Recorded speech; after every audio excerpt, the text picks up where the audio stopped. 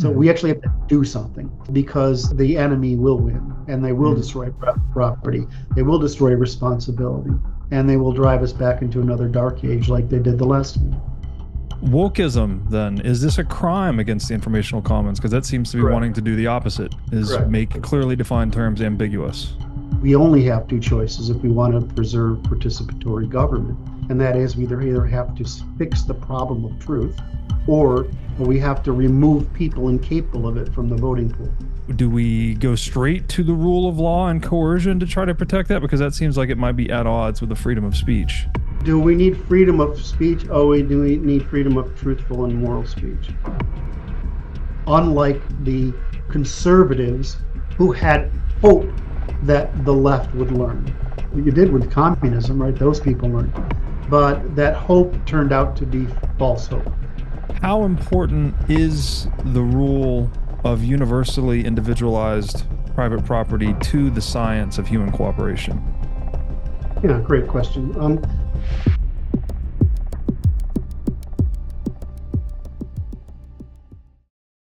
Have you ever wanted to start a business in the Bitcoin space? If so, then the WiM Startup Accelerator could be for you. WiM is the first startup accelerator dedicated exclusively to businesses developing in the Bitcoin Lightning Network. 4 times each year, WiM brings teams from around the world to New York City to work with like-minded entrepreneurs, pushing the boundaries of what's possible with Bitcoin and Lightning. The program is designed to help early-stage companies achieve product-market fit, develop their brand, secure early-stage funding, and grow businesses that fuel the global adoption of Bitcoin.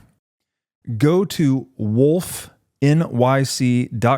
to learn more or apply today. Again, that's Wolf, WOLFNYC.com. Mr. Curt Doolittle, I discovered your work via X, formerly known as Twitter.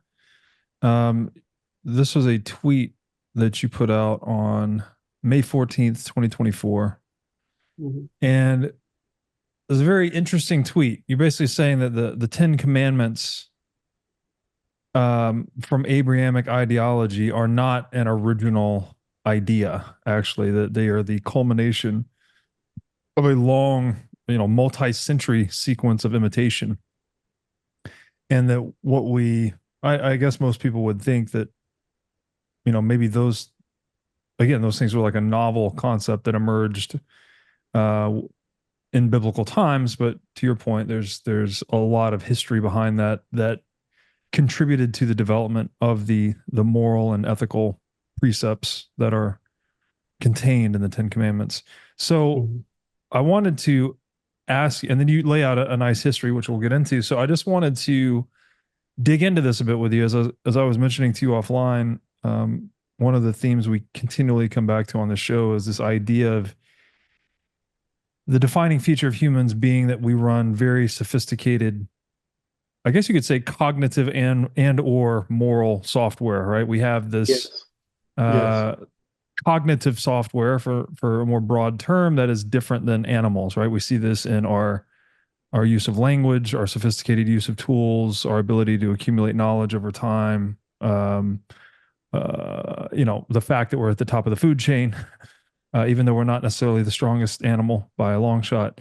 So I wanted to dig into some of this with you and see if we can tease out some of the nuance that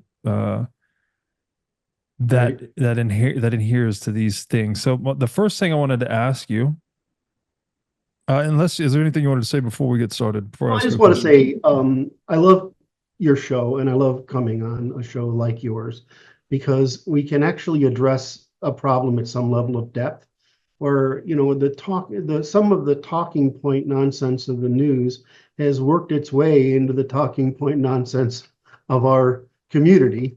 And I found that's kind of frustrating. And so there's a group of you that I find it really enjoyable to work with, because you can actually get to the root of a problem rather than just cause sentimental excitement about, yes, well, some smart guy agrees with me. You're right. That's not the same as generating knowledge that improves all of our lives because of all of our ability to interact with the world. So that's my compliment to you, and I wanted to say that before we get started. Oh, thank you very much. It's taken with a taken. Thank you. I appreciate it. I think that this podcast movement, one of the beautiful things about it is that we really do have basically zero cost bandwidth. Correct. So what's the rush to try and, get a sound clip or a sound bite or get the idea out as quickly as possible? It's like, let the ideas have the room they need to breathe. And as you said, hopefully that is, what's that old saying that for every 1,000 striking at the leaves, there's but one striking at the root. Hopefully this gives us a chance to get to the root of things. Correct. So the first thing I wanted to ask you, which we often start with definitions. Well, before we get into I guess we'll start with the definitions. Moral and ethical. These are the terms that we use to describe these codes, right? When you talk about the 10 Commandments, obviously it comes from a religious text, but I think people would say most people get value out of them as moral and or ethical codes. So could we start with the definitions of moral and ethical? I think these are often used interchangeably. They're used interchangeably. What is the difference, if any? The difference is when you and I interact, it's an ethical question. When our actions aren't direct, but affect the commons in general, that's a moral question. In other words, so ethics is generally the study of the asymmetry of knowledge itself, right? Am I acting ethically with you, which is not using an asymmetry of knowledge to take advantage of you, right? That's okay. Or whereas if I'm acting immorally, it's that I'm harming the common good by my interaction with you or others. And so it's just a part of a scale. So if we start with amoral in the center, we would go to ethical, to moral, to virtuous. And if we get in the opposite direction, we go unethical, immoral, and evil. Evil is kind of a term that's been criticized over time, but we don't have another one for I'm taking advantage of you. I'm taking advantage of and abusing the entire public, and I'm actually trying to cause you harm to you or the public, right? Those are so it's just a spectrum of two dimensions. Who am I affecting, and how damaging is it? That's interesting. So I have a graphic on it somewhere, which I'll share with your. Yeah, please do. We'll try to cut it into the episode. Ethical. So to be ethical then is to not exploit an asymmetry of knowledge, I guess, or power. I guess, or power would be the domain of power's the other, right? It's so the difference is if it's just knowledge, you would say in a shady deal, that's unethical. Yeah. Right. Or an irresponsible deal, that's unethical. Now, there are circumstances of both unethical and immoral, right? So, and then there are things that are just immoral. So there's an overlap between taking advantage of a situation, and the difference it would be in that secondary sphere is when you're making use of power. So the example would be blackmail. I'm taking advantage of an asymmetry of information. And I'm giving you the threat of it to be able to make use of it. And then the next step, of course, is that I'm threatening you, which is protection racket, unless you pay me, right? So that's immoral, that's unethical, immoral, and criminal, right? So there's, you really have this relatively simple dimension, but the reason we're confused about it is really simple, is that in the Greek philosophy, this question of right action is called ethics, right? And so that when you're taught this, it's called ethics. But when we talk about these things, we distinguish between the ethical and the moral, which is the ethical is an asymmetry of knowledge or power or whatever, whereas the moral is something that indirectly affects that would be immoral because it would indirectly affect the commons, which you think of as norms, traditions, values, manners, ethics, and morals, right? It would affect everything. So in other words, you're creating an indirect harm.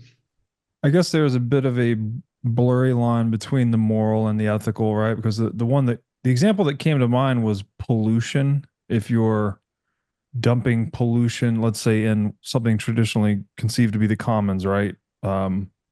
Federal land, maybe, right? It's pseudo commonly owned. If you're dumping pollution in that would be immoral. But if you're dumping pollution moral and criminal, but yeah, moral and but the criminal is a manifestation or a legal codification of the immoral, right? Because it's like right. I mean, but again, so when you're asking me what is my job, what are the Institute's job? We disambiguate things that are conflated, right? So we try to make these terms clear so that people won't make mistakes when using them. In other words, we try to restore language to a system of measurement so that we can have rational discussions. So an ethical statement would be one that did not take advantage of asymmetry of knowledge, right? A moral statement would be take advantage of an asymmetry of knowledge, generally between you and the commons, basically the population. Right. And a criminal one was one that caused harm, right, or a transfer of material difference. So one of the things that if you look at the difference between the classical economists, then you talk about Friedrich Hayek, who he's the one who said norms, traditions, and values are capital and also an asset.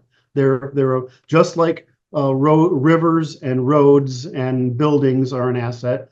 Norms, traditions, and values are there because they're actually harder to create because you've got to train whole populations to do it through incentives. Right. And my work is about the informational commons. In other words, is treating information that's true versus false as an asset of the people. So essentially, politicians lying to us is a crime, right?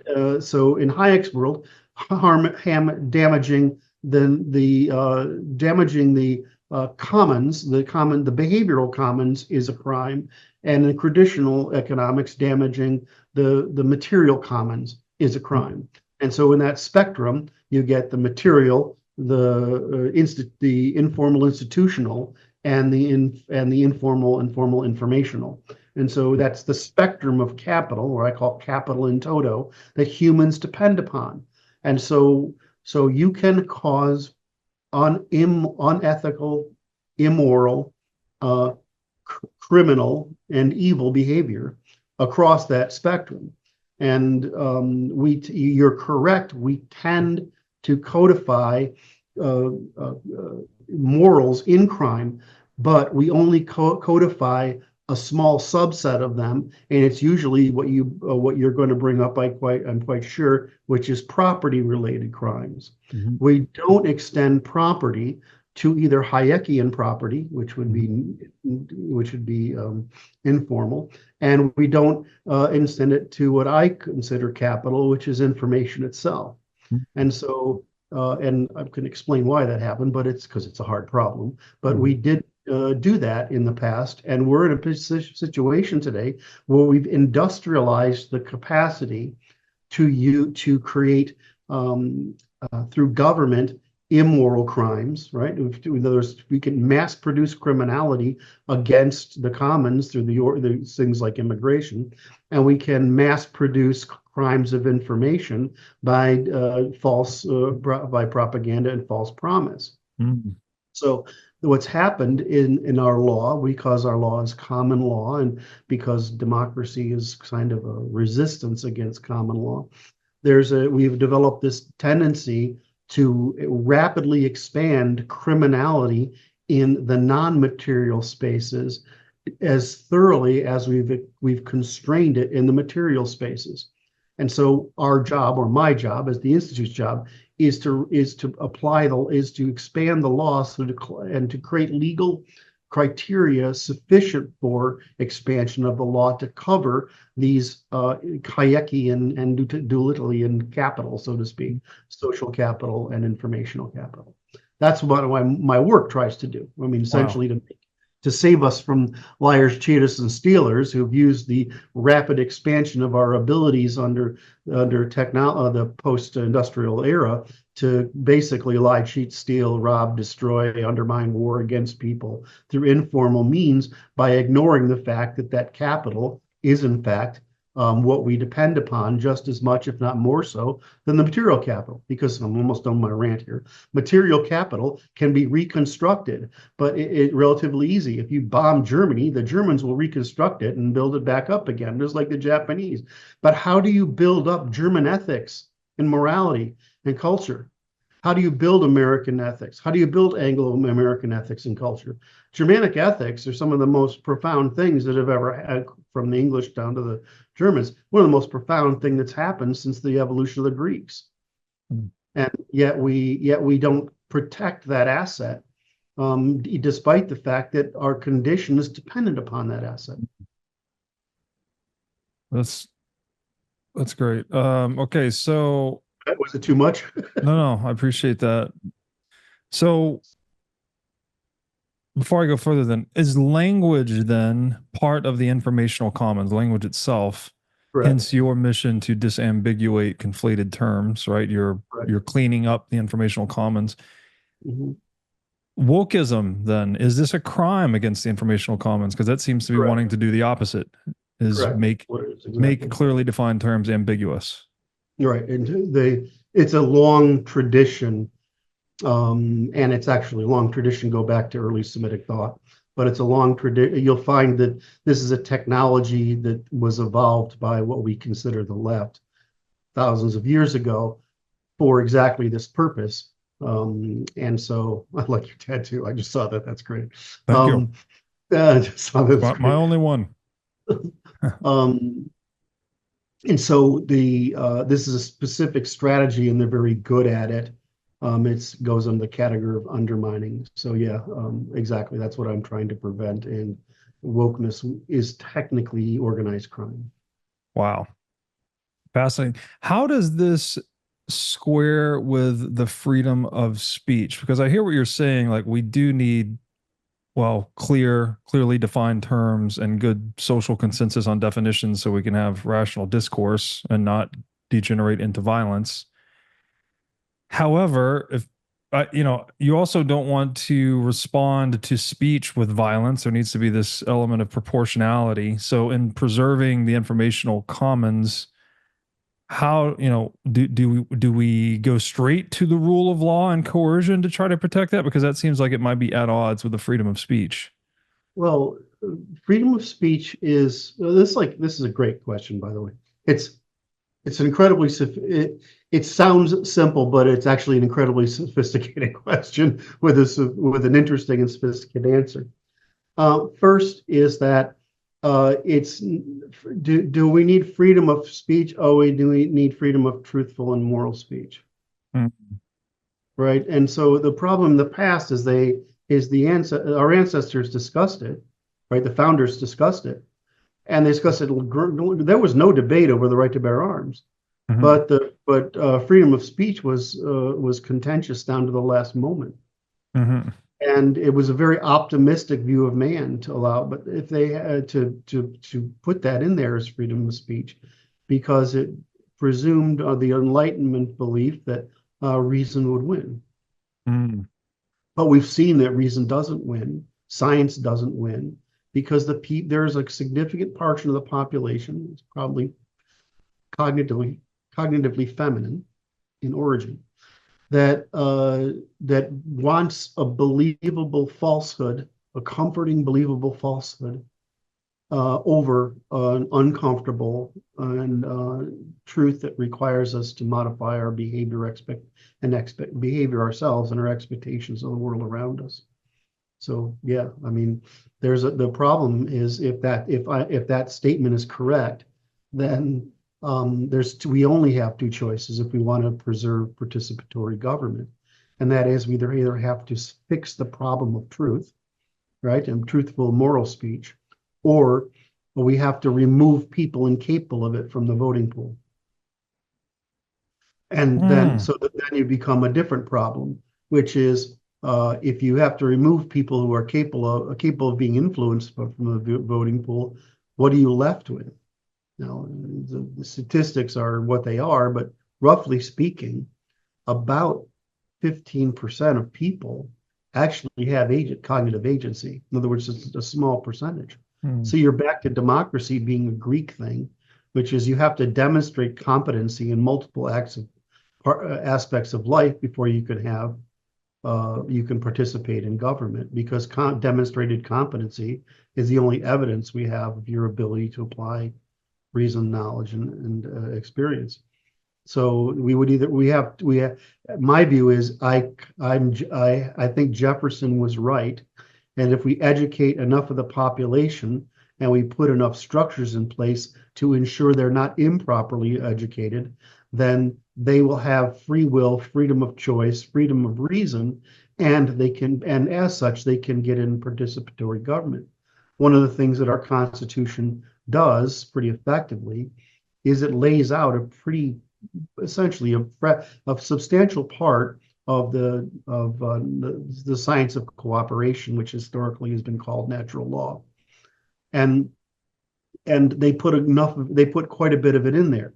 There are holes in it though, and those holes are the way through which the camel of deception by the well-meaning fools has put its nose into the tent and ended up with a camel of deception permeating our lives with false promises, because that's what all this nonsense is. Woke is just the endpoint of the Marxist chain, and Marxist chain is just an endpoint of the Abrahamic chain.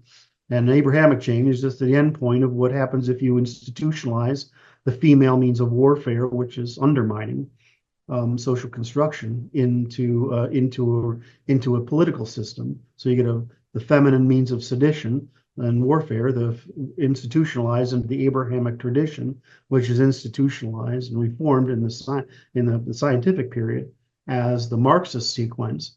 And it's all based on the simple fact that there is the false promise of the capacity to escape the laws of nature, which is really simple. Scarcity, right? You can end scarcity. We can be plenty. We can all be equal because scarcity can be end. Biology and behavior, which is that natural selection is based on the continuing process of mutation and expression and selection against it. Well, if you don't do that, you're going to end up with what we're seeing, which is a rapid decline in intelligence per capita in the population and the consequences that result.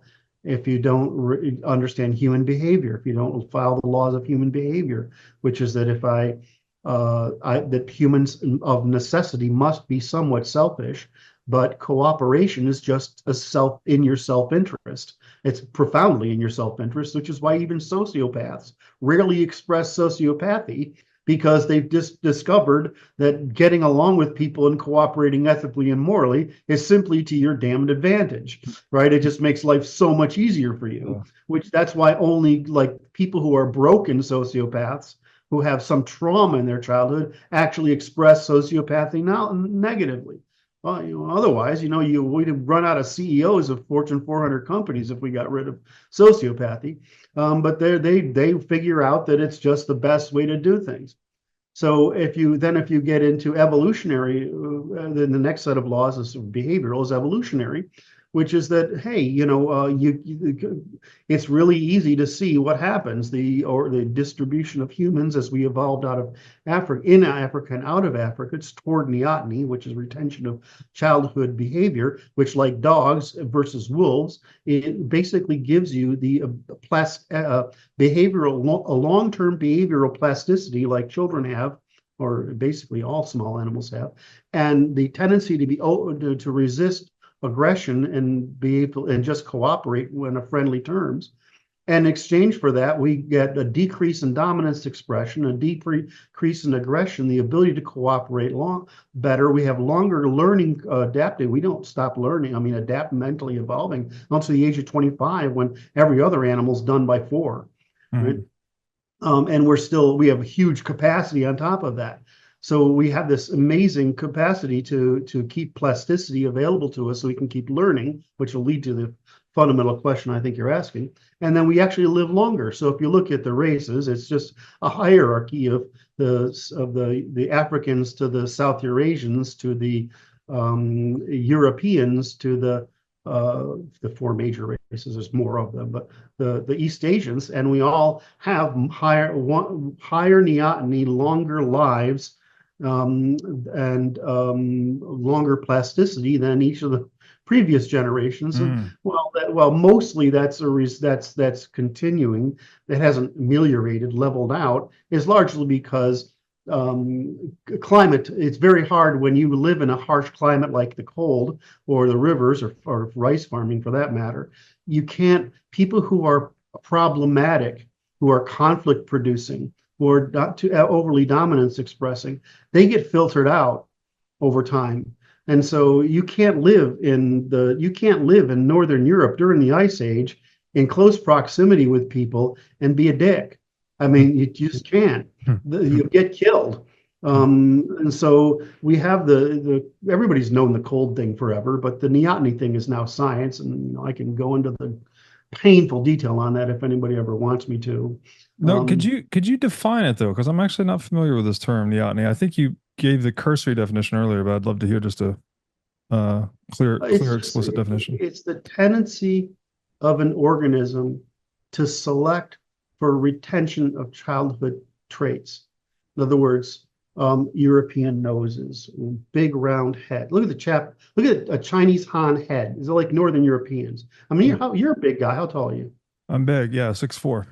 All right, 6'4". I'm 5'7", right? The difference is I probably have the same fucking head you do, right? All right. I mean, so it's called brachiocephalic.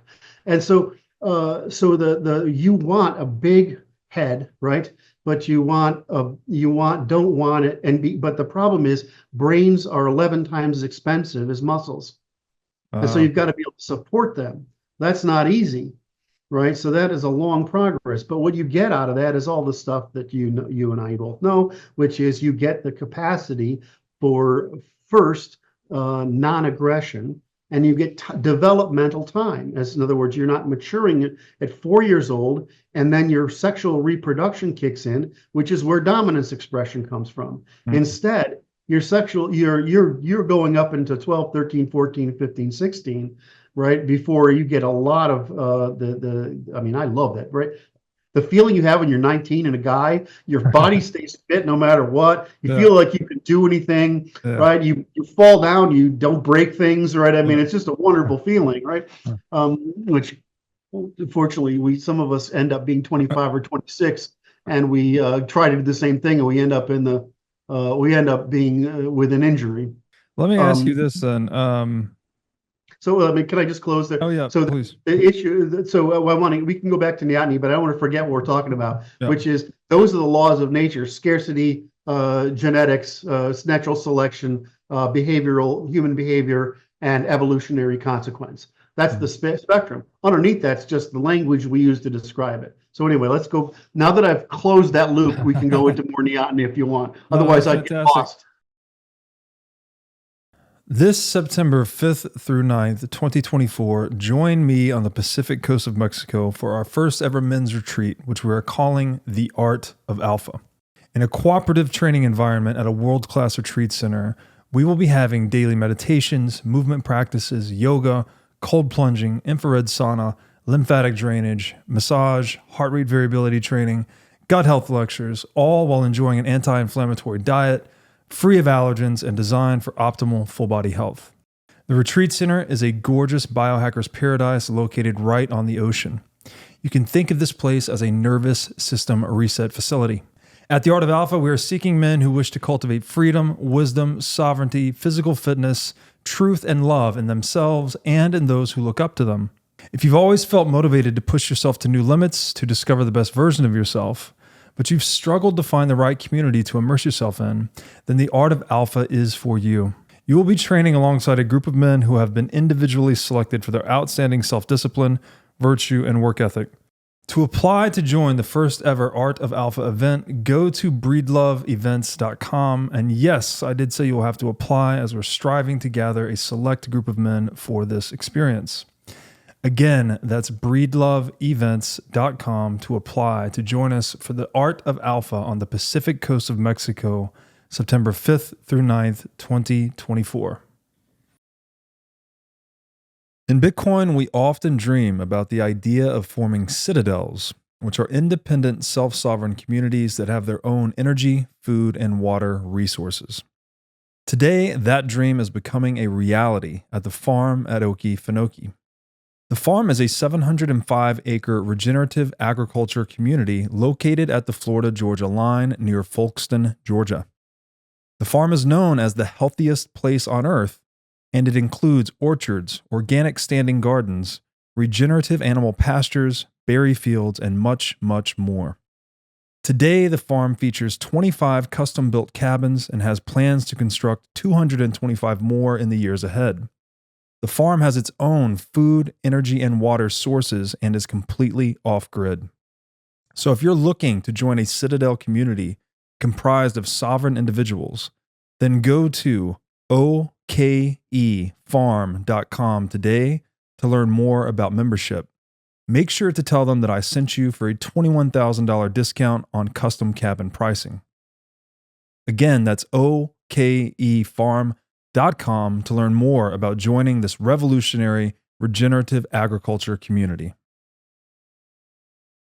I want to get back to moral and ethical codes, but there's this saying I've heard before, eat first, then ethics.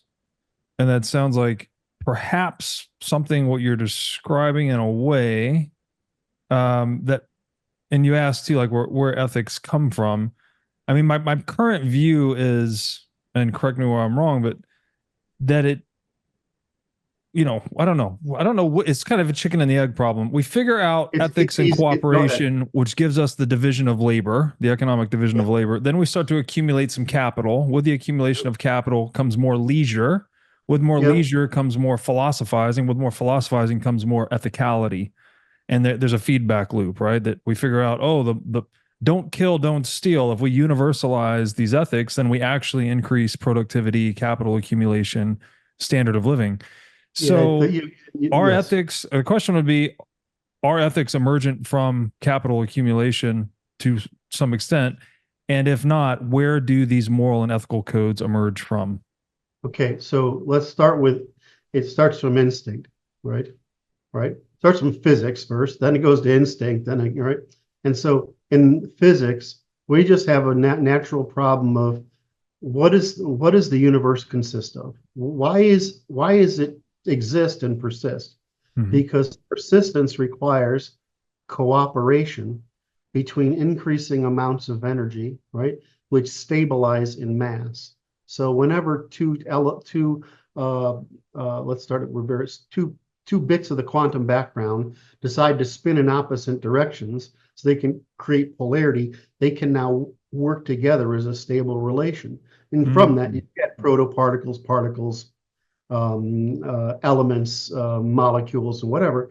And it's just the defeat of entropy, right, which is falling apart, by persistence, by cooperation. Now, the physical world doesn't get to choose to cooperate. It takes a whole nervous system to be able to develop choice.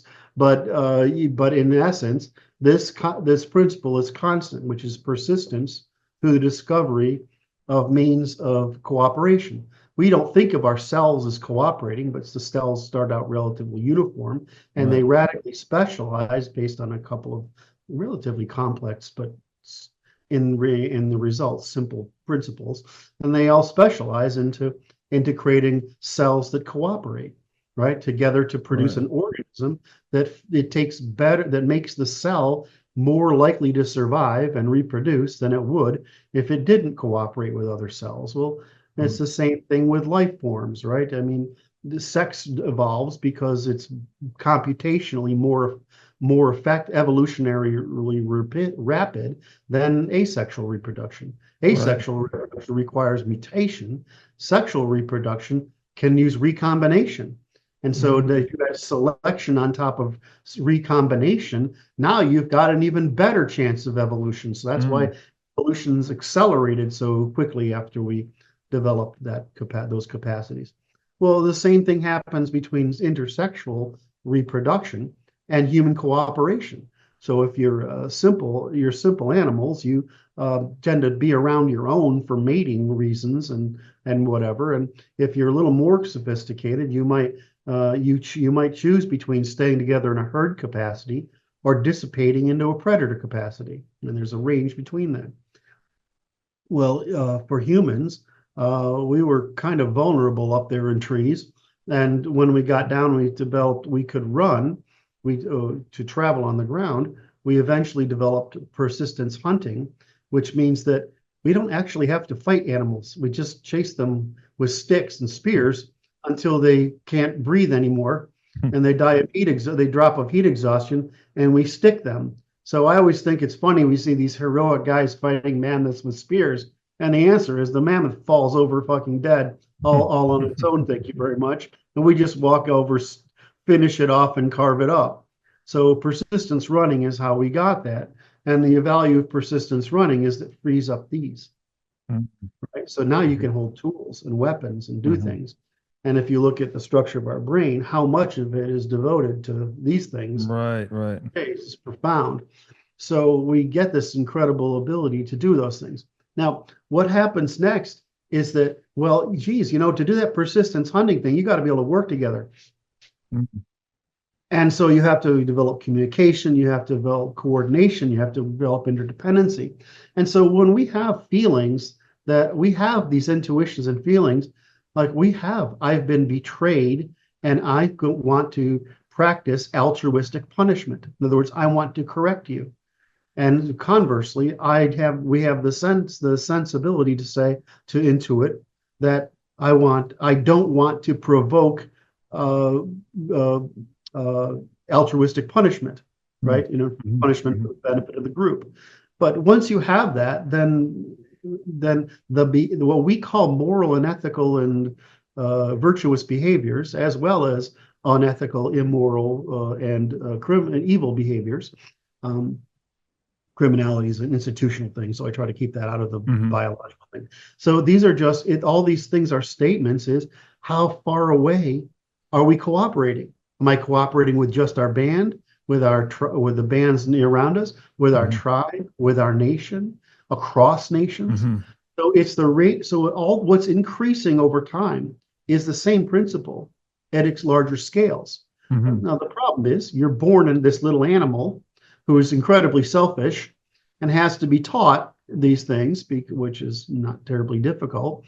And you learn that, wow, I've got to actually not be too selfish, or it comes to bad for me, right? And you develop the instinct. I mean, when we talk about a soul, right? It's not that whether this thing exists metaphysically or not isn't the question, but we are actually talking about the balance between our virtuous and non-virtuous actions, because we're incredibly sensitive to it. And in fact, one of the things I try to get across to people is that humans are absurdly sensitive to the debt and credit system, which we call morality and ethics and morality. And so we remember people by the debts and credits, but do we have to think about it like numbers? No, it's just there. You feel it because it's a very low level memory effect. It's down in the basal origins of our neurological system. So in that sense, it develops out of this one real thing, which is just fucking utility. Right? It's you have to have more. We need the more complex the life, the more energy you need. The more complex the life form, the more energy you need. This thing is costing, but it defeats time. And so once you can think, you can defeat time. Biological selection can't defeat time. Like, in other words, it has to die and mutate in order to move, right? Whereas us, we don't have to die. We can just use this to defeat time. Well, what's our brain doing? It's doing prediction, right? We call reasoning, but it's just prediction. And reasoning is just recursive prediction. In other words, I remember this, I predict that. I remember that. I predict it. That's all we're doing is this great thing. And so what you bring about is this huge brain we have is just a massive hierarchy of doing a very simple thing, which is disambiguating the world into a model and then using that model as an index and then comparing that index with all other memories, right? And storing that index, then comparing it with that index of all other memories. And we develop this ability to incredibly predict incredible complexity. And that not only means like, how do I get back to my nest? Or it means, does, Bob like me or dislike me? So what are my chances of interacting with Bob, right? And it turns into the flight of the arrow, right? And it turns into the movement of the herds we're hunting. And from there, it just goes on and on. But you need this thing. This thing needs calories because it's so freaking expensive. And what we did is, of course, the reason we don't look like gorillas is because we sacrificed digestion for this and persistence running. So we had to get light and fast and feed this thing. That means you got to have meat. You got to have cooking fires, right? You got to have, and so we traded predatory capacity for starvation ability. We can starve. We're pretty easy, right? And but so we're more fragile in that sense, but we're more competitive in the broader sense. So all these things evolve together. It's just really simple. It's more advantageous to cooperate than not in all circumstances. And the only thing that differs in what we call the story you started out with, which is where does ethics come from? And you mentioned a few examples in history. It's merely that people start identifying what's working as the civilization gets, and they write it down, right? And then when they write it down, it can spread it as wisdom, and then they can say, no, I mean, the answer is this. They can enforce it as a norm, right? They can institute it as a law, and the minute they institute it as a law, now my tribe can cooperate with your tribe, right? So so if you want to do, I'm afraid I'm telling this long story here and dumping too much. So no. It's really good. I could go back. So, I could keep going, or I could answer the question. No, let me ask you more about that now. So it occurs to me the last part you said there, right? Writing it down, enforcing it as a norm, perhaps even institutionalizing it, right? In the rule of law, private property, things like this. That too is a way of defeating time, right? Because the individual child doesn't need to rediscover all of these things in every generation. They get inculcated into that culture that says these are the normative. This is the way to survive and prosper. Yes, these are the normative structures that have been built or discovered up until this point that work, and you're going to do it this way or else, right? Parent or community or village or whatever it is, and but then children have this tendency to want to rebel against that, right? Because the system's never done. So I guess you still need people that are sort of pushing the edges to see if there's some new way to do things based on the new technological landscape, right? Like obviously these things change at the edges, but there's a major core to it that's been accumulated through, countless generations of human life, basically. Well, you can see that laws, like just as science converges across civilizations, ethics and morals and traditions and religions converge across. Right. What differs is that since in the age of transformation, back when all these religions were invented, when that happened in the age of transformation, when we started codifying things in religion and morals, norms, the stuff you're mentioning, we sort of anchor them in a path dependency. So, sort of like, why do Americans have 110 volt when it really 220 is so much better? Right. It's because of path dependency. The inertia. Was it right? We had it first, we built it out. Now the cost of replacing it is greater than the anticipated value that we get from it. So it's happening. And so you have the same thing with cultures, civilizations, is they develop a group strategy, right? In other words, some way of dealing with each other, competitors, relationship between the upper and basically the ruling classes and the other classes, the kind of food that they can produce, the quality, the kind of geography they're under and the climate they're under. They have all the number of competitors they have, the variation. There's a bunch of variables that go into it, like 10 variables that go into it. So you develop this strategy and it becomes unstated. It becomes metaphysical. In other words, your strategy becomes an assumption that the people don't even understand. It just becomes how we perceive the world working.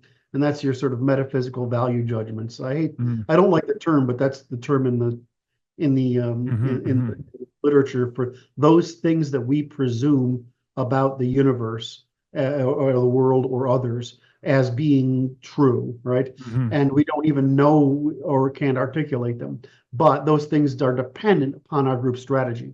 So our group strategy then forms a first institution. That first institution is only one. There's only three means of coercing people.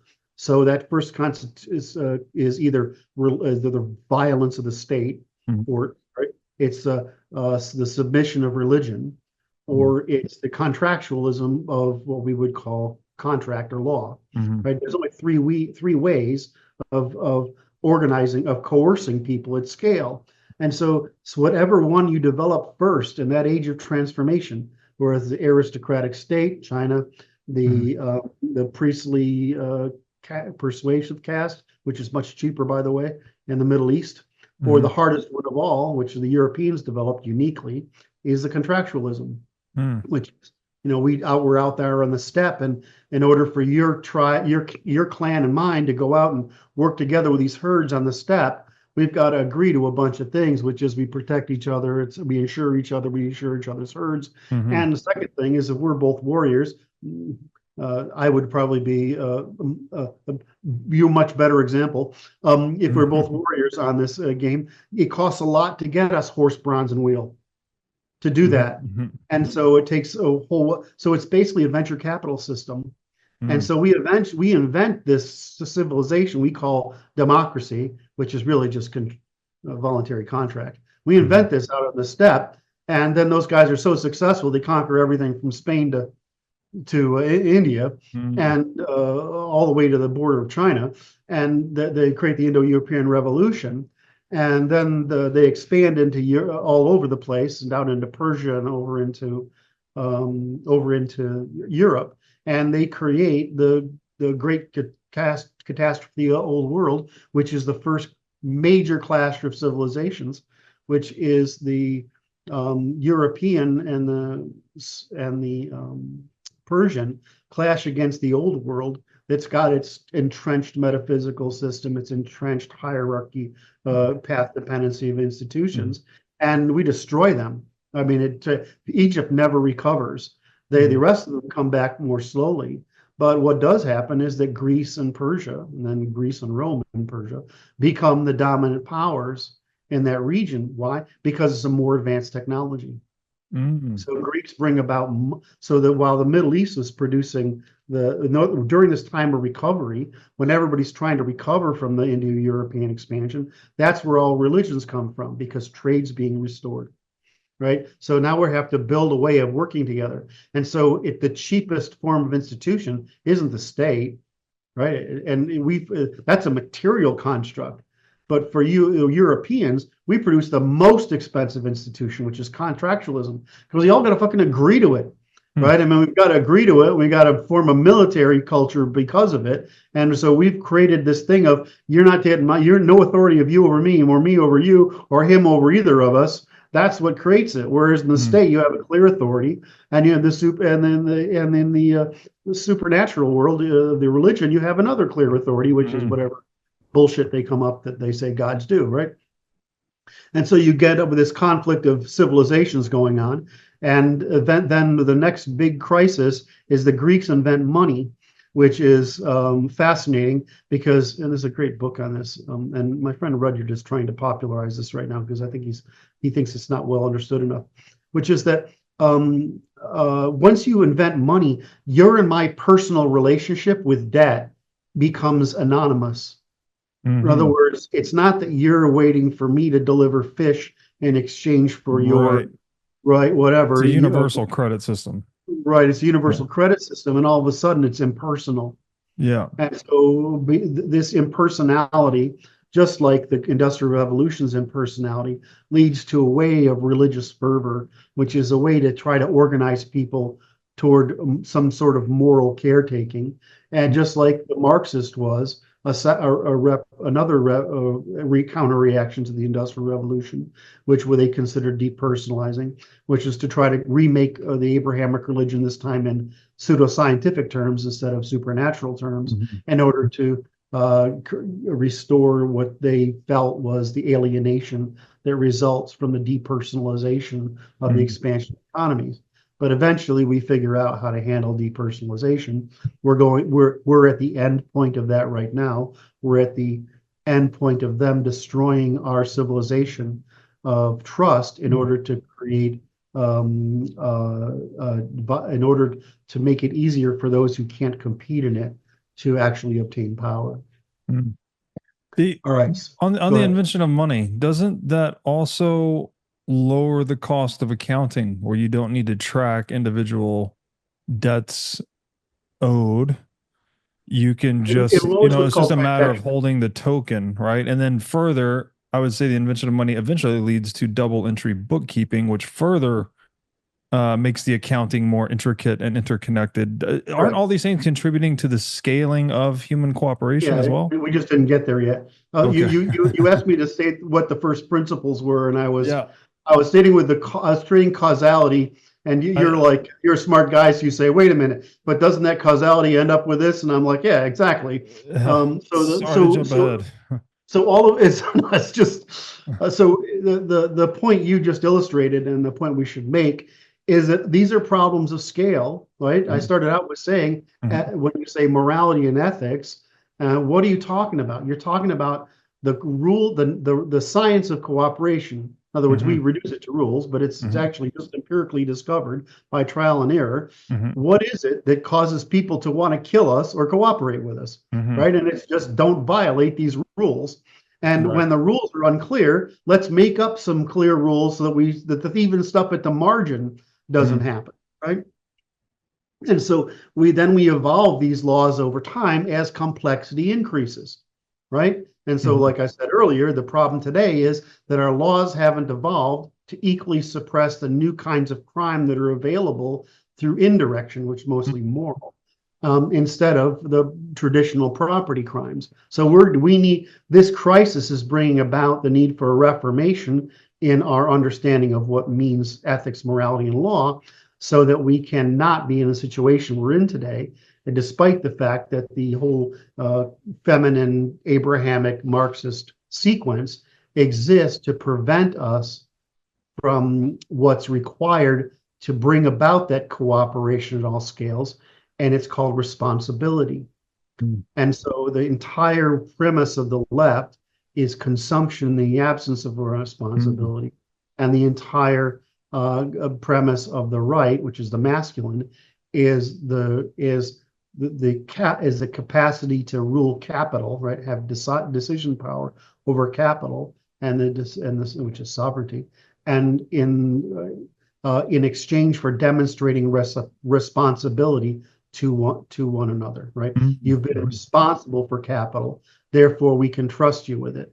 Whereas the left is we're not capable, or we don't want to be responsible for it because we feel that our status is lower, but we either don't have or don't wish to have the responsibility to obtain status and therefore influence and therefore responsibility, not responsibility, but power, because they want power, not responsibility, which is a very difficult concept to get across. But the right wants responsibility and the left wants power. And it's for those specific reasons. It's so that we can continue to promote responsibility and they can continue to undermine responsibility. And that's what the difference is between the sexes, and that's the difference between the political movements, and it's the great intellectual and moral debate of the age, which is what's the equilibrium between these two things. When Darwin would say, well, the right is absolutely right without question, and we might say, yeah, but we have to make sure some of these people come along, right? Especially women and children. And the question is, are we giving power to those who would destroy responsibility? Or are we giving power and responsibility to those who would continue to expand responsibility as far as we can? Because that's what's different about the West, is we've institutionalized the demand for individual responsibility. Yeah. Can I ask you about that? Sovereignty, but it's just responsibility. Can I ask you about that? So you brought up so many things that I'm very interested in. One, we talk about private property a lot on this show, and you just brought up Mr. Darwin. One of, it's not my hypothesis, but what I've gathered from reading, one of the, what's the book here? The title of the book escapes me at the moment, but there's been hypothesis from a book written in the 1960s that private property is just the social institutionalized form of Darwinian territoriality, basically, right? That most social animals are territorial, and that we humans figured out a way to apply that in a socially institutionalized form. You were also talking about responsibility. We often talk about private property rights, but the flip side of that coin is that it's equally private property responsibilities, because, well, if you're not responsible with, if you don't do the maintenance on your car, then you're not going to have the exclusive rights. If I'm not responsible if I have to be responsible for not imposing against your property, and you have to be responsible for me to not imposing against mine. And furthermore, but also taking care of your own. Wait a minute. We have to both insure each other against it from others, right? Yeah. So that's what that responsibility means. So yes, you're right. But also taking care of the property that is yours, right? Like you have to tend to your own house, do your own maintenance, et cetera. Otherwise, you're not going to be able to enjoy the rights to the benefits that asset imparts. Right. So I just feel like that's very underappreciated. We always talk about the rights, but we never talk about the responsibility side. So when you said the West, institutionalize and spread responsibility, I wanted to ask, this process of discovering the rules by which we can all play by, which ones work.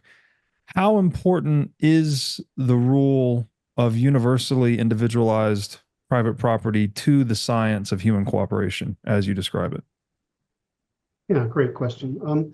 It's what troubles me is isolating it to private property instead of private, shared, and common.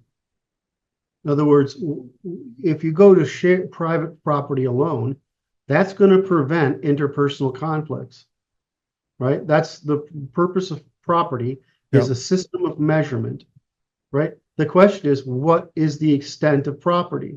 And this is where we get into problem with libertarians. Property can only come into existence as a commons. So if you're going to be if you're going to have private property, you must develop the commons of private property. Therefore, you must build that commons of private property. If you're going to develop a commons of private property, at some point, you're going to have to develop an institutional means of defending that private property. Mm-hmm. So you don't get away with saying, I want everybody to believe in private property, because it's not in everybody's interest. Mm-hmm. It's in everybody's interest that everybody do it, but it's not in everybody's interest to facilitate everybody doing it, because that means the people who want to get away with shit are deprived of getting away with it. So you have the private, you have the shared, which is like if we're in a corporation together, right? Or then you have the common, which is things that we agree not to abuse, basically, like waters and land, things like that. Then we have the formal common, which is things like manners, ethics, morals. Informal common, which is like the manners, ethics, morals, traditions, and values. And then we have the material commons, which is like our institutions. Our institutions, our territory, our borders, our self-determination. So the problem with the property definition is difference in scope. So like I said, classicals do property as material, body and material, body, family material. Hayek brought around informal capital, which is institution, and I brought around informational capital. Mm-hmm. And so the question is, can you have any of the things at a lower level without having the things at a higher level necessary to create it? And you can't. So that's why libertarians are trying to skate on the cost of producing the institutions necessary to be able to make private property insured.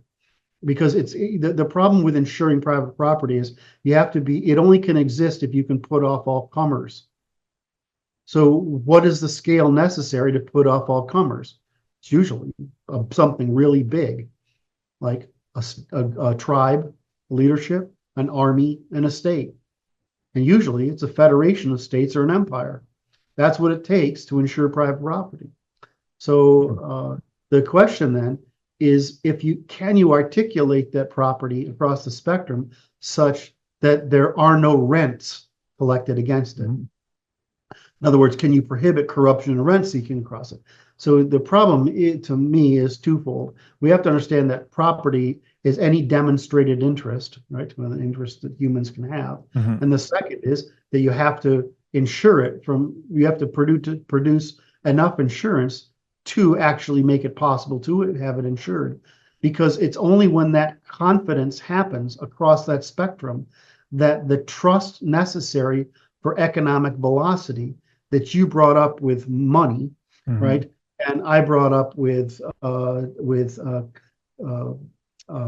standard of weights and measures, mm-hmm. And these norms, traditions, values, rules. You only get the utility of property if all this stuff happens. So the way I tell people is that property is the system of measurement by which we judge imposition of costs and then violations of it, and therefore mm-hmm. ethical. But it's just the system of measurement. But it's sort of like addition, right? Mm-hmm. We have the problem of addition, but all of mathematics arises from addition, right? Mm-hmm. All of politics arises from property, mm-hmm. all of it, mm-hmm. right? And so it's all of proper. So how much discount do you want on the battle against the dark forces, time, ignorance, and nature? How much friction do you want around? Because if you think about us as continually building, you might be getting it wrong. We're actually removing ignorance, error, bias, deceit, mm-hmm. and incompetence, right? We're removing that process by creating property rights, right? We're producing a collective mind with a collective information system that continually converges towards the laws of nature, just like science converges towards the laws. Right.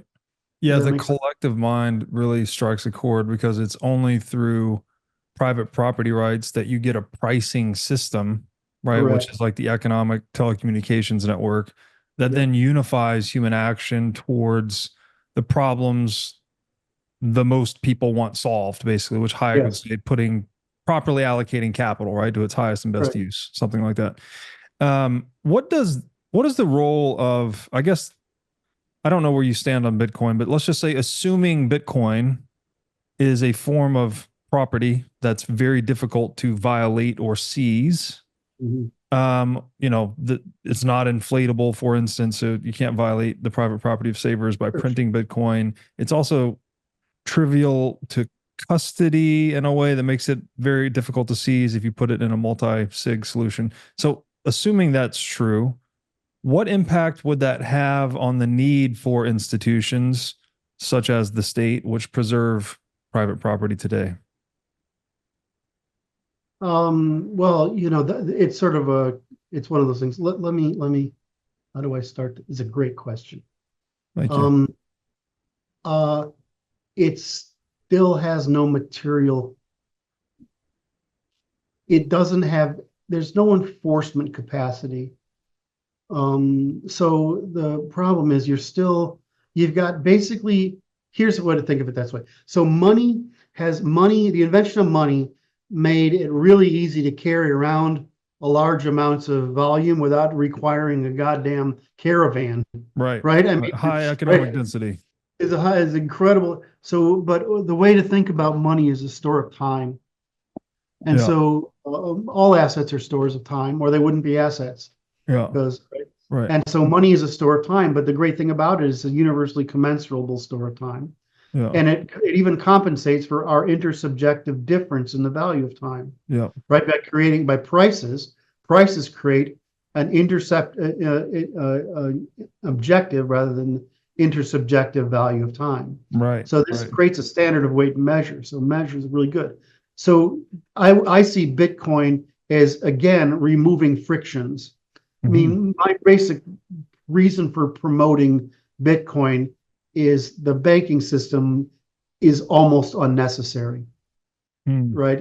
Most of it's unnecessary, and things like that make everybody pissed off. Like, look, if you ever do a deal, like I've done deals for tens of millions of dollars, right? And it kind of pisses you off that they get the appreciation over the weekend, right, or over the holiday, right? Because or that the people get an escrow fee for this shit. When Bitcoin makes that go away. The flip side is, let's take the little guy.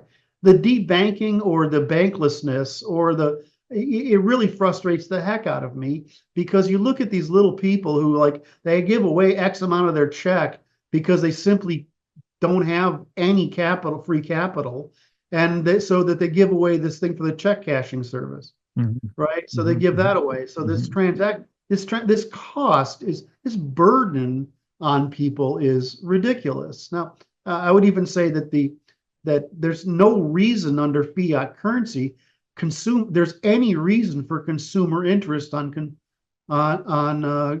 capital, like dishwashers and houses. There's absolutely no reason for it, because the interest isn't telling us anything. I mean, if you're in business, interest tells you that you've made good use of time and resources.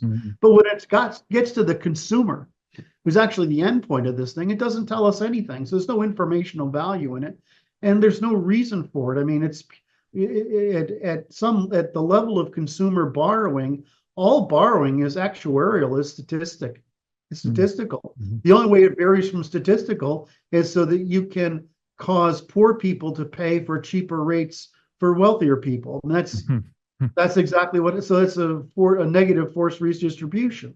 So I got criticized because I criticized Bitcoin originally, and I'll explain why, how that's been corrected over time. But my original criticism is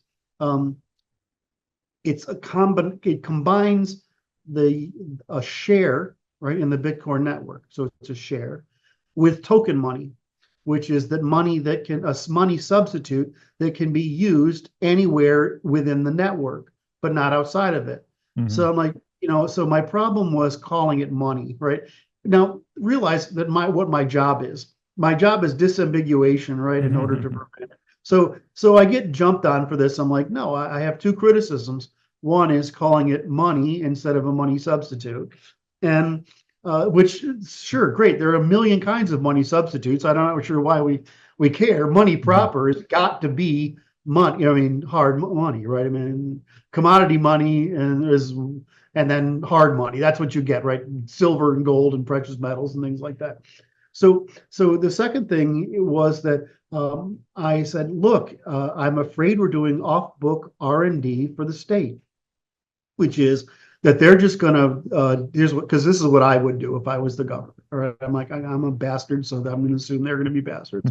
So I would go off and say, okay, I'm going to let them do all this. I'm going to create a central bank digital currency, and then I'm going to give every one of these people 30 days to convert their Bitcoins and whatever other coins to central bank digital currency before I prohibit transactions in and out of it, and essentially drive it fully underground, so that every transaction we put is basically categorized as a trivial.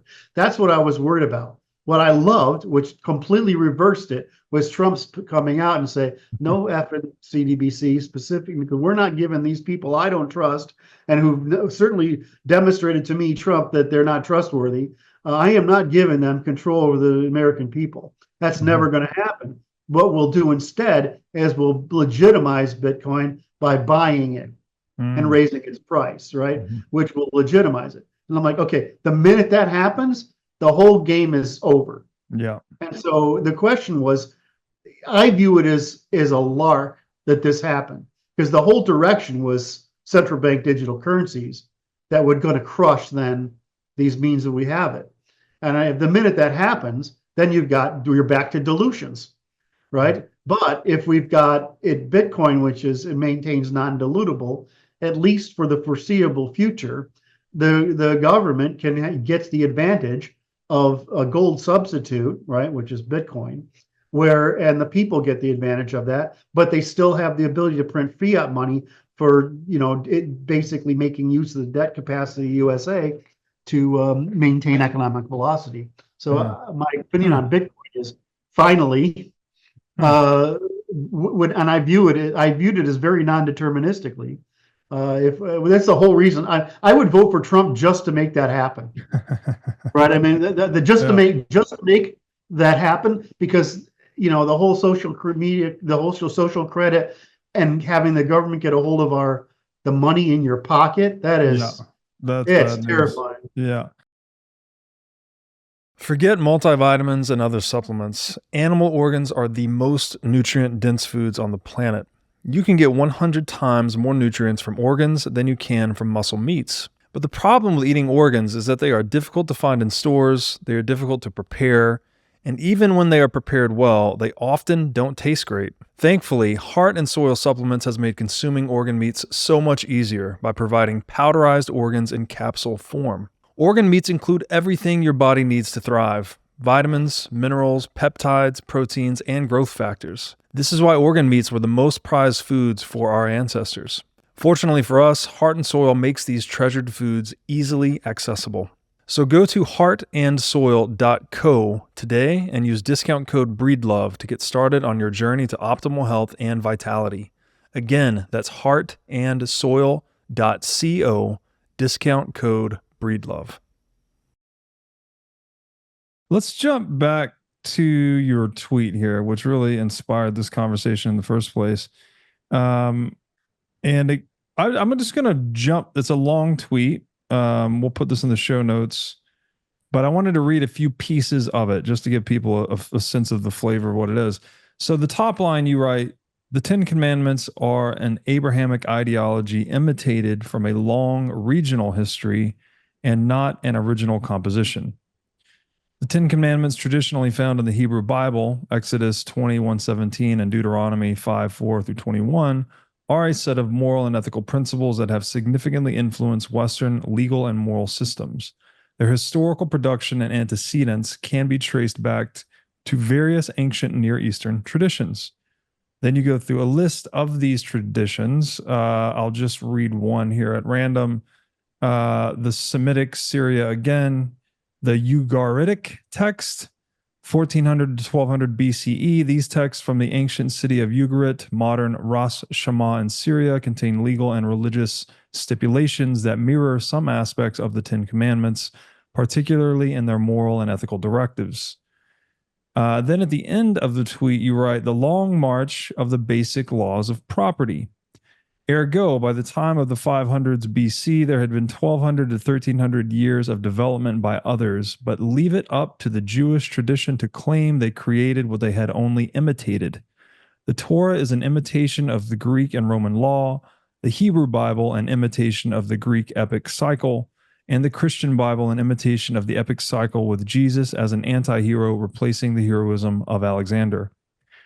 So I've been diving into the work of Rene Girard recently, who popularized the concept of mimetic desire, mimetic being, the derivative word of the Greek word mimesis, where we get words like mime, mimic, imitate, etc. I couldn't help but notice that's sort of what you're saying here, is that this long sequence of emergence of these moral and ethical codes involved a lot of imitation. It's sort of intuitive, right? We see it in businesses around us. It's in our phrases. Imitation is the sincerest form of flattery. When you really think about it, it's not that surprising that it would also be in our moral and ethical codes. I guess a broad question to start: what are your views on the work of Rene Girard as it regards mimetic desire? And then what is the role of imitation in the sphere of human affairs in the context of your tweet or even beyond that context? Okay, how do I answer this question politely?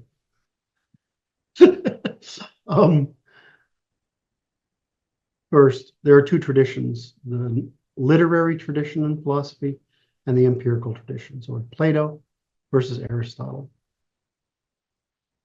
The English invention of what we call the Enlightenment, or the scientific Enlightenment, is an Aristotelian one, not a Platonic one. It's purely practical. It's purely scientific revolution. But the French, because they killed off the Protestants and kicked them out, they created another Platonic, which starts with the Rousseau and on. So the French continue this Rousseauian nonsense, and the Germans, of course, created the philosophically rigorous version, right? And so which is Kant and Hegel. Yeah. And so you have to sort of look at these. The Jewish is like all Semitic, which they use fictionalism. And fictionalism is not the same as philosophy. It's like creating an artificial history to make stories, to tell a point. So it's storytelling. Matter of fact, if you listen to Western scholars and Jewish scholars, if you become sensitive to it, you notice how Western scholars testify and Jewish scholars and Islamic scholars, they storytell. Mm-hmm. And the reason is that storytelling is much more attractive, but it's also suggestible, where their testimony is not as attractive, but it is not suggestible. In other words, they can't use suggestion to circumvent your reason, which is why Europeans use this, because we view storytelling as a form of deception, right? Because it is. So Girard is part of the French school using this Platonic stuff. And so I don't like him or his work as it's stated, because it's part of this suggestive nonsense that has all this baggage in it. We have to remember that what we think of as socialism is a French invention. It's a French secular invention of a Catholic ambition, which is a Jewish ambition, right? Which is because it's a feminine strategy. What's this feminine strategy? The eradication of demand for responsibility in exchange for consumption. And so socialism, etc. And so it's the maternal instinct. So Mike, I don't like Girard because I don't like any French philosopher, and I'd rather we stick with the science. Now let's take that off off the point, is that when you're talking about imitation, there are three categories of imitation humans are capable of. Physical imitation, right? I can watch you do something and imitate it, right? Mirror neurons and all that, right? There is empathy, which I can observe and empathize with how you're feeling in response to circumstances, right? So that's another level.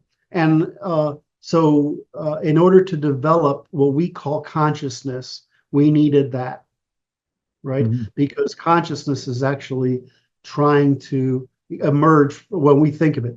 So awareness is one thing, imitation. Consciousness is really being able to emerges from being able to step into other people's minds, so to speak. And then the third one is sympathy, which is to be able to step into how you're thinking, right? So imitation is a natural human behavior. So we've talked about an imitation spectrum just now, and we talked about the scale of cooperation producing rules, right? So I would say, yeah, there's the scale of producing the rules of behavior of cooperation is just a matter of how many people across how many complexities do we have to cooperate with by what standard of weights and measures. And it turns out the universal standard of weight and measure is what we call property, right? And it's the minimum set of things that will cause people not to want to kill me if I do something, right? Right? And then maybe they'll want to, if I'm respectful, they might want to cooperate with me. Mm-hmm. And cooperation is how we reduce costs, because what's the division of labor except the reduction of costs? Mm-hmm. Right? Now, next, we have the problem of lying, and which is really what Girard is conflating, which is common in French, is that, yeah, but it's an advantage to lie by various means. Suggestion, obscurantism, loading, suggestion by loading, framing, obscuring, fictionalizing, which is technically fictionalizing is three things, right? It's occult to supernaturalism, sophistry to idealism, and magic to pseudoscience, right? It's those three techniques of fictions. Mm-hmm. Well, you'll notice that men usually lie using fictionalisms in history, which is the masculine civilizations lie using fictionalisms, i.e. the West, and the feminine civilizations lie using mythicisms, which is storytelling. And so the Middle East uses storytelling, and the West uses fictionalisms. So so instead of just two pieces, which is assuming one of the reasons Europeans we get in trouble is we assume everybody's virtuous, right? That's part of the Greek tradition. Is in order for me not to provoke you into killing me in a debate, I'm going to be respectful for you and assume you're virtuous, which is the Victorians only made worse. Right? But we have the incentive to cooperate. That's scale, right? What was the other one? We have the scope of property necessary to get us cooperation scale, and we have the means of deception in order to not respect one another's property and reciprocity. And so what Girard is really doing is he's telling this story that doesn't scientifically break it down as I just did, right? So is he right? Pretty much. I just don't like the way he tells the story. Got it. Okay, so we are highly imitative animals, as I think Aristotle said, right? Oh yeah, we're imitative, and the other thing he said that plays into what you're thinking is that we like our novelties. Yeah. Right. Which he stated we like our meats, but it really means we like our novelties. Right. So imitation and novelty is our basic programming. Let me ask you this. Gosh, this one's such a ephemeral thing.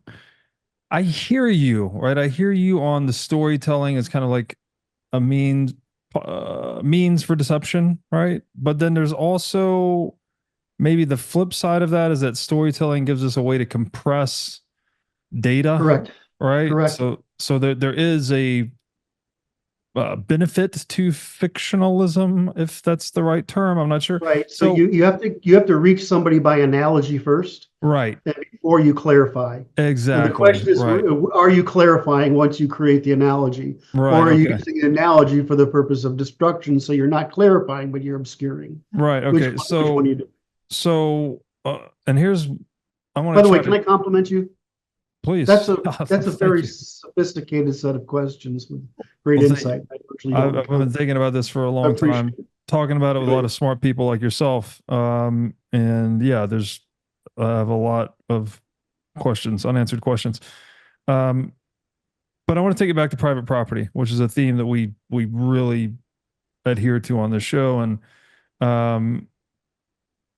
private property itself seems to be kind of an enacted fiction of sorts, right? It's like, I'm going to pretend that everyone has the exclusive rights to the fruits of their own labor in the anticipation that they are going to reciprocate and pretend that I have the exclusive rights to my own labor. Right. So I want to ask, like, that area of fiction, but it's a very, I don't know, it's not true necessarily. Like, of course you can take anyone's stuff. Like it's not a physical law like gravity, let's say, but it's a moral precept we've discovered that's useful, etc.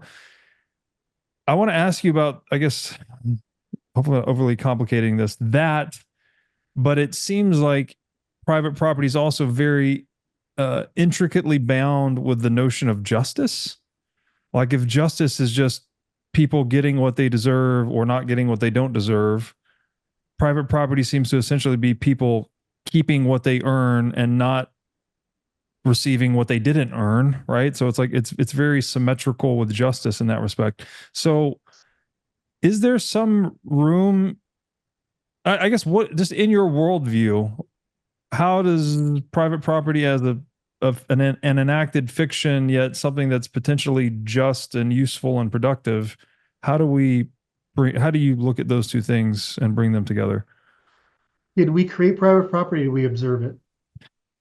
Yeah, I guess we We observed it. discovered. I mean, I kind of lean towards the territoriality thing. As like, if you take a 3-year-old's toy, they're going to get mad. So it's like that to me is a micro private property discovery. It's instinctual in a way.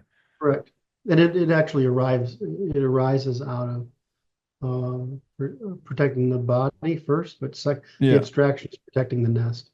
Yeah. So of course, mates and nest and children. So I'm trying to put my arms around how you're thinking about this, because I don't see it as a fiction. I see it just like everything else. It's an observation. Okay. Well, we observe that if people demonstrate an interest, in other words, they bear a cost, Yeah. to obtain some degree of monopoly of control over something, which is what a private property is. Yeah. All the rest of them, we have marginal control, right? Right. But we have non-marginal interest. Like having the norm of property is an interest that we all get here. And so when people undermine the norm of private property, that's a cost to all of us, right? Right. But it's not as dramatic or present across as like if you take my stuff, kill my spouse, or try to kill me, right? I mean, those are different. So you would say things. moral and ethical codes in general they're not fictions or storytelling. These things are just discoveries. They're discoveries. Okay. And that's why I'm always talking about the common law, because we have the Western civ is incredibly empirical compared to all other civilizations combined. And it has to be, because if we live under contractualism, right, which is the Western ethic, we live under it, then I have to have a reason for claiming I have the right to infringe on something of your other stuff, right. or you have the right to infringe upon mine and cause other people to punish me for it.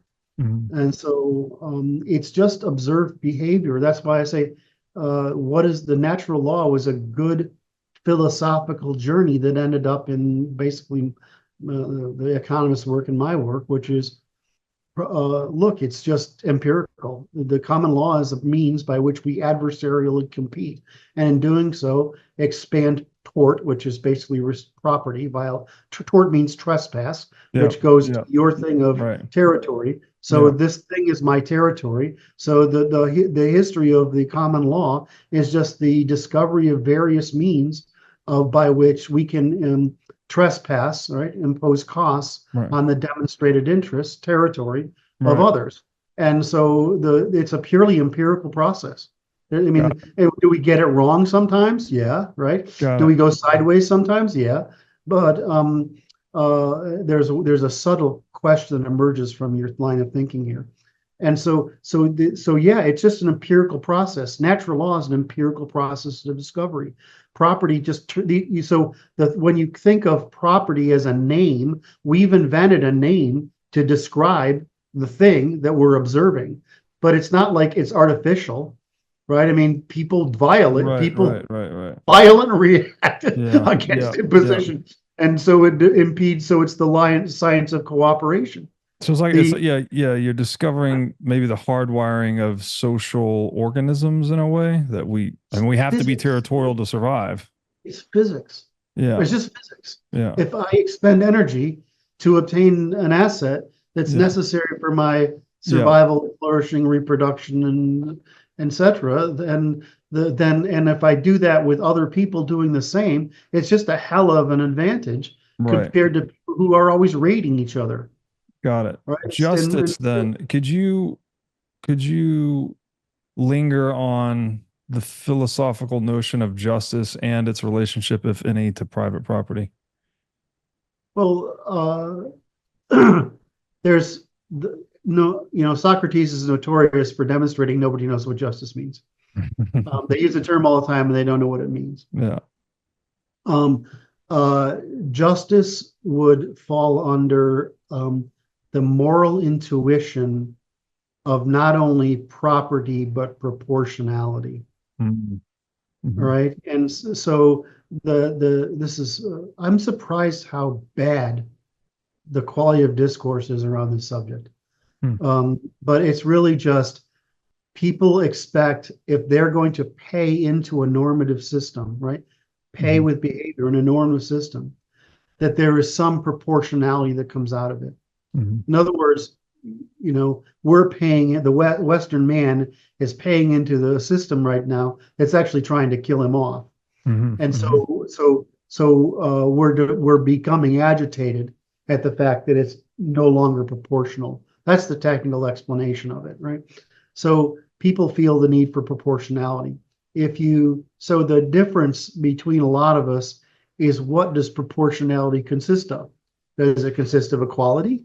Well, it can't, right? Does it equate of the Christian ethic, which is the Western ethic? Well, there are people, and they're not capable of it, so we need to take care of them, like the elderly, the infirmed, and whatever. Right? We don't leave those people as long as we can afford not to leave those people behind.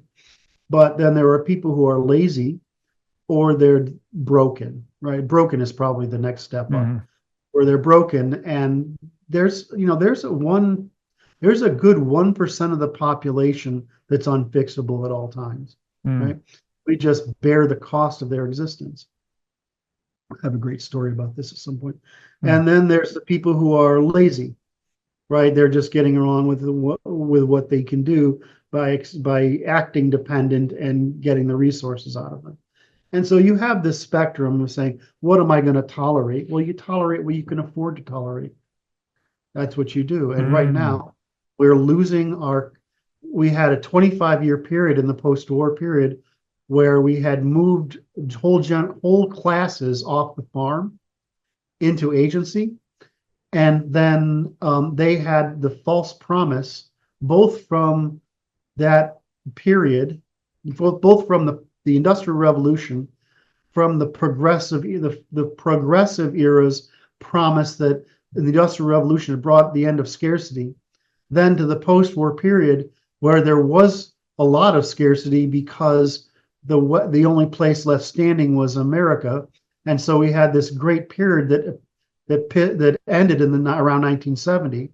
At the same time, 1970 came into place was when all the stupid shit we did in the 60s that undermined all the stuff that made it possible for us to be homogenous, high trust polity, started taking effect in the 70s, which is when the abortion, the pill, women in the workplace, whatever, and this presumption that family would continue as a going concern, as the central product of the central foundation of the civilization.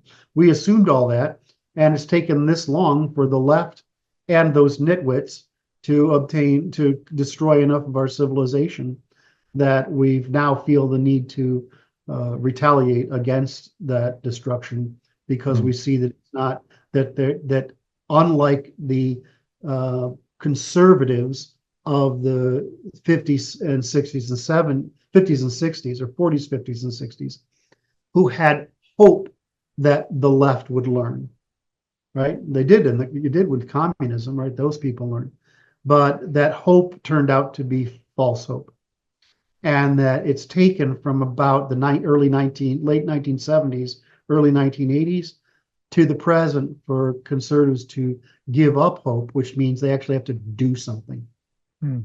Libertarians, we have to do something. I mean, I consider myself a conservative libertarian. So we actually have to do something because the enemy will win, and they will destroy property. They will destroy responsibility. They will destroy natural selection. They will restore scarcity, and they will drive us back into another dark age like they did the last time. So, well, that's excellent elaboration there, and it really just enjoyed this conversation. So I have a hard stop in 15 minutes, but you mentioned during that elaboration. That you said you had a great story about, I think, the 1% that can't provide for themselves, if I heard you correctly. So my name's this it's just a cute story.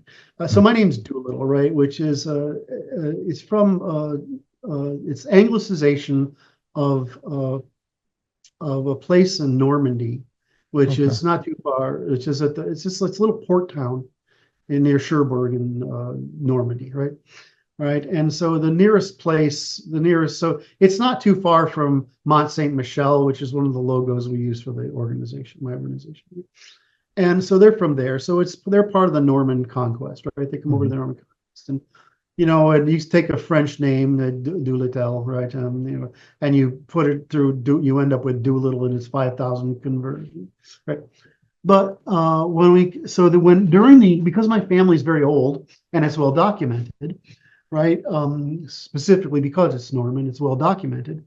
So what the progressives did is they did a history of they tried to go through history of families that had a lot of criminality in their background to try to measure the cost, right? And so this has been done a couple of times. And if you understand what one sexually promiscuous crazy chick does to the society, if we had any idea what that cost is over 4 or 5 generations, if that was publicly understood, we'd get rid of them overnight, because it's the damages. I mean, you can be billions of dollars of cost from just one woman over 6 or 8 generations. So anyway, there was a family named Dooley, right? And so the Dooleys were one of these families that had a lot of problems, right?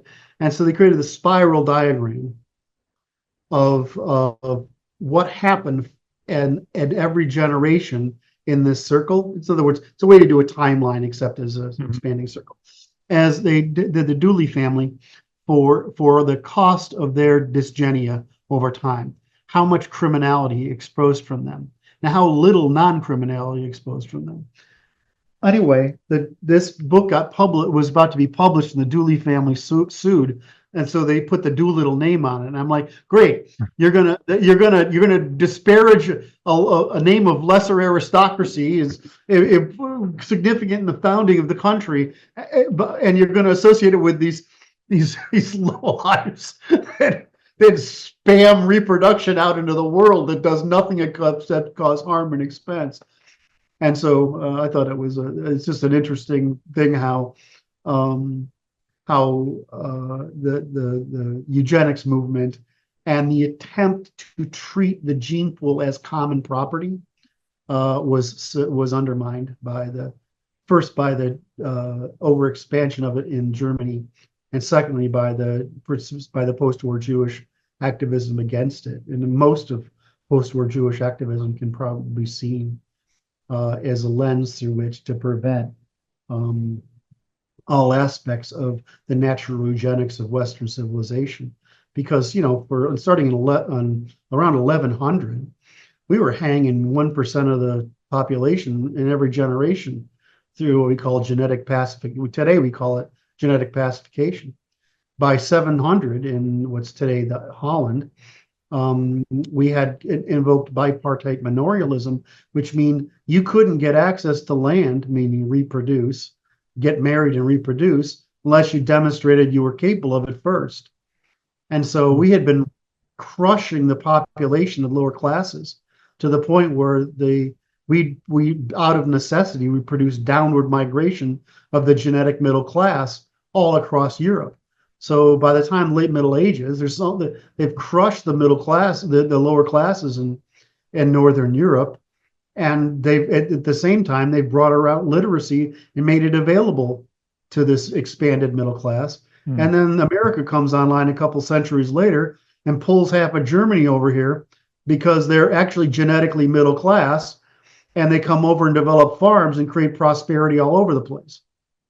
So anyway, it's the big unfortunate is the post-war destruction of soft eugenics, which is the suppression of the reproduction of those who are demonstrably unfit for uh, the responsibility necessary for property. Wow, that sounds like an extremely contentious thing to go into. That's why I'd be really popular if I did things like discuss fashion. Yeah. Still the most popular thing I've ever written is about fashion. So relationships, but somebody's got to solve this problem, and so I chose to do it. And now I get to talk about things that people don't want to talk about all the time because they're offensive. Well, it turns out that the truth is hiding behind all those offensive things. Let's plan on having a longer conversation. I knew this was going to be good, but honestly, just blew me away how a lot of ground covered here. As someone that talks about private property like for a living, this has been very elucidating for me on the topic, and I've sort of seeing it a different way now. Can I just say can I say something funny? Please. What I'm doing is proving Robert's right. That's all. Okay. Serving the cause of private property. I am on board with that mission. I would very much like to have a longer conversation with you in the near future. If you could please let people know where they can find you on the internet. Right now? Yes, please. Find me on, best place to find me is on Twitter. I'm just Curt Doolittle with no one. This was one set of words, CurtDoolittle. At the naturallawinstitute.com and the naturalinstitute.org. The com is the sort of intellectual site. The org is where we do our events and we pull together our conventions. And if you look for those two places, that's great. Fantastic. Oh, YouTube. Yeah, we're on YouTube too. Natural Law Institute. Natural Law Institute on YouTube as well. We'll link to all of that in the show notes. Curt Doolittle, thank you so much for doing this. Robert, thank you. And again, it's always a pleasure to do with somebody who actually has the capacity and the enjoyment of in-depth conversation. Appreciate it very much. Likewise. Thank you. Thanks for watching. If you enjoyed this episode, click here to find more just like it, and here to find our most recent episode. Also, make sure to like this video to help shine light on the corruption of money, and be sure to subscribe to this channel to stay connected.